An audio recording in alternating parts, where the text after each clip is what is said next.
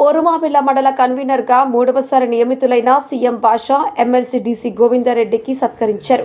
Party అధ్యక్షులు YS Jaganmohan Reddy ఆదేశాల మేరకు పోరుమామిళ్ల మండల కన్వీనర్ గా సీఎం భాషాని నియమించిన సందర్భంగా పోరుమామిళ్ల పట్టణంలోని సీఎం భాషా ర్యాలీగా బయలుదేరి పార్టీ కార్యాలయంలో ఎమ్మెల్సీ డీసీ గోవిందరెడ్డిని మర్యాదపూర్వకంగా కలిసి పూలమాల శాలువాతో సత్కరించారు.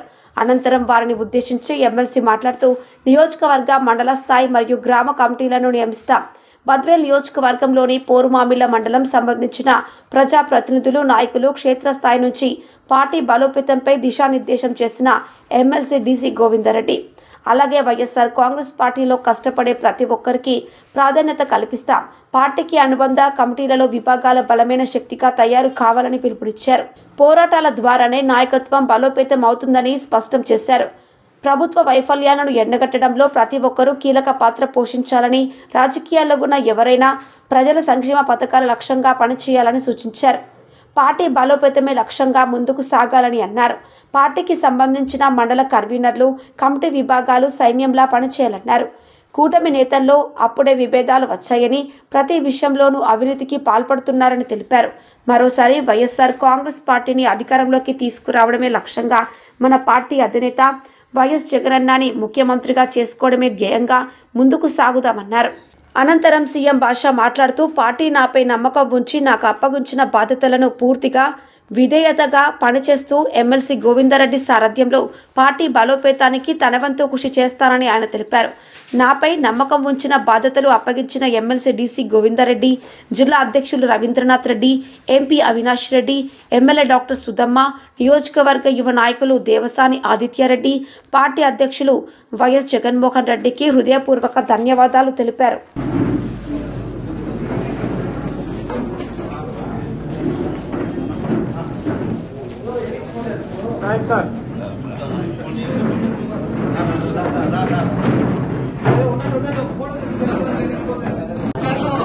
నాన్న మీరు సైడ్కి ఉండండి.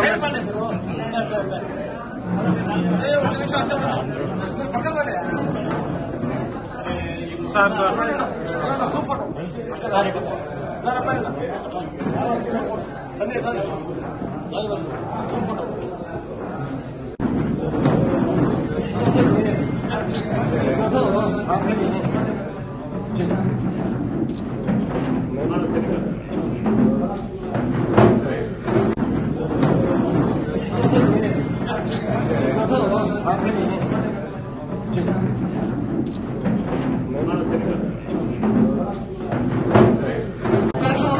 నాన్న మీరు సైడ్కి ఉండండి.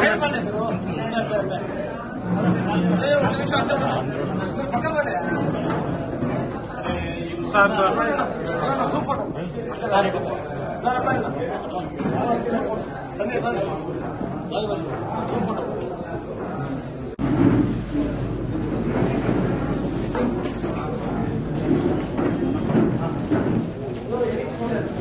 సార్